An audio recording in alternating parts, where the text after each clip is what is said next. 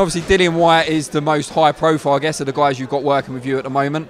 What's his kind of mood like been in the gym recently? Because there's been a bit of kind of flux, who's he fighting next and all that sort of stuff. How focused is he now, you know, with all that going on and being up in the air? Well, Dillian's never been not focused, I'm going to give you that now. Even when it's been against us, you know, with waiting for dates, waiting for opponents. He brings me up. He brings me up because, you know, it's very, it's hard.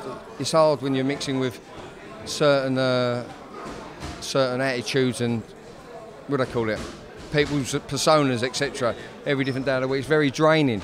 But when you've got someone who's hanging in there and he's got that desire and that will and he performs. He trains second to none. You know, he's trained second to none. But he's learned to obviously not put his foot on the gas when the date's not there, and burn himself out. So no, we've been in the gym a couple of times just to touch base and get the levers going, so to speak, but nothing heavy. And his mood's been okay. He's been all right. Who would you like to see him fight next? It looks like Wilder's now fighting Brazil, which takes 2 potential opponents off the table. Joshua's fighting Miller, as we know. Who do you think's out there that might be a good match for your guy? Well, do you know what? I said it when we beat Parker, or just before we beat Parker, or on the press conference to Parker. I said, now, Dillian Whyte, I've never said it before, I've never felt it before until this fight against Parker. He's ready for them all. And I stand by what I said, and he is ready for them all. And listen, you ain't seen the best of Dillian Whyte yet, I promise you that, honestly. I mean, Tyson Fury, I guess, is looking for an opponent for his next one. I think he's out in May, perhaps. Is that a style matchup you'd be quite keen on as a trainer? You know, pit your wits against Fury style? Yeah, listen, I welcome all styles and all strengths and styles as a trainer. When you've got a Dillian Whyte as your front man, on the front line, so to speak, it gets me, you know, you have to, as a trainer, and, you know, I'm a winner. I'm a winner at heart. I want to overcome styles and strengths and weaknesses, and that's my job to implement that. And we know what we've got to do with whoever's in front of us. Yeah.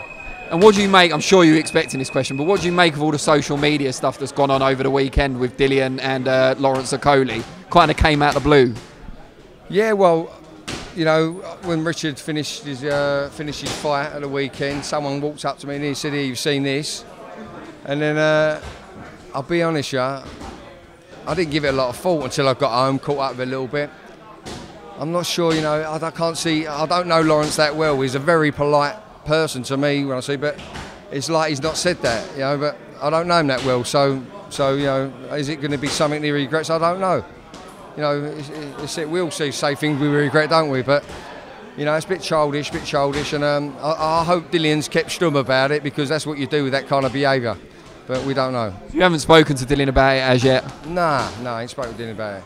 Listen, we've all got better things to do. I mean, that's Dillian, I'm sure, ain't worried about it. I mean, he's going to get it. I mean, that's not the worst. I think there was a video went up, right? Yeah, well, a 20-second clip of them sparring from quite a while ago, I think.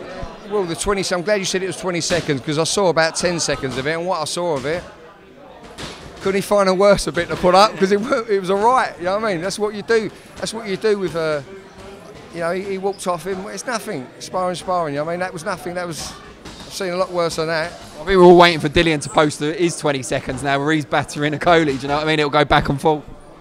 I'm not sure if he'd bother doing that. Yeah, I don't know. He don't do things like that. We don't do things like that, yeah. So you're fully focused on the heavyweight division, and do you think Dillian will be a world champion by the end of 2019? I'm not asking if he's got the talent, because I think we both agree he has, but will he get the fights he needs to get there? Do you know, I've said it before, I'd like to think so, and I hope so, but, you know, it's up to the businessmen to get their heads together, and the promoters, and sort things out, and he ain't getting a fair crack at the whip, you know. It's not, I ain't going to tell you nothing new, you know more than me. I don't. But no, I mean, you know what I'm saying, he ain't getting a fair crack at the whip, and I think it's very, very disgusting, because I've been in and around all these people and watched them and watched how they communicate with each other, and you think you're getting along, and nothing materialises.